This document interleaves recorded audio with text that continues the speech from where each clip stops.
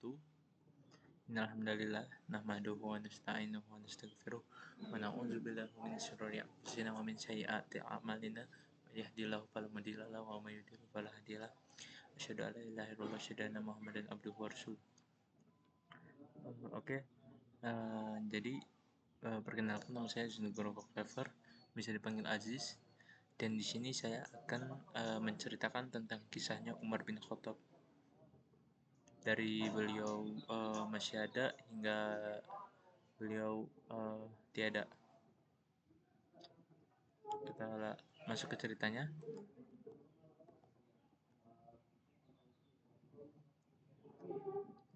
Jadi ini yang pertama adalah kelahiran dan kehidupan sebelum Umar bin Khattab itu masuk Islam. Nama lengkapnya Umar bin Khattab itu adalah yaitu Umar bin Khattab bin Naufal bin Abdul Uzza, dan beliau lahir di Mekah pada tahun 554 Masehi. Dan beliau dikenal sebagai sosok yang kuat, berani dan tegas, dan memiliki keahlian dalam gulat, berkuda dan sastra. Awalnya dan beliau pada sebelum masuk Islam itu beliau sangat menentang Islam. Kita lanjut. Dan di sini adalah hidayah yang mengubah segalanya. Umar bin Khattab itu mendapat hidayah dari Allah Subhanahu wa taala, dan beliau memeluk Islam setelah mendengar bacaan Al-Qur'an dari adiknya Fatimah binti Khattab. Keislamannya Umar bin Khattab itu memperkuat barisan kaum muslimin.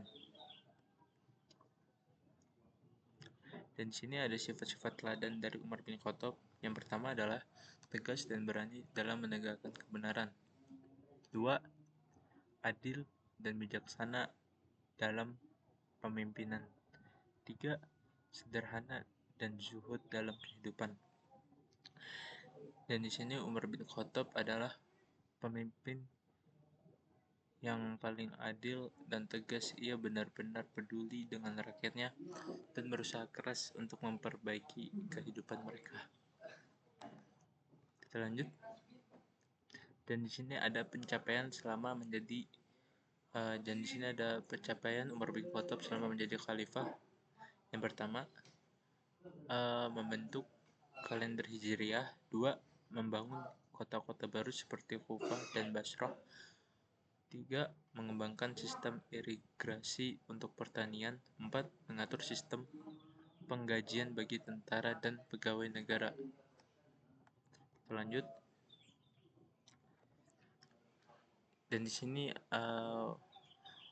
Umar bin Khattab wafat pada usia 63 tahun pada tahun 644 Masehi, dimakamkan di samping makam Rasulullah SAW dan Abu Bakar As-Siddiq. Umat Islam tidak pernah melupakan warisan kepemimpinan yang ditinggal Umar bin Khattab saat ia wafat sebagai syahid. Kita lanjut.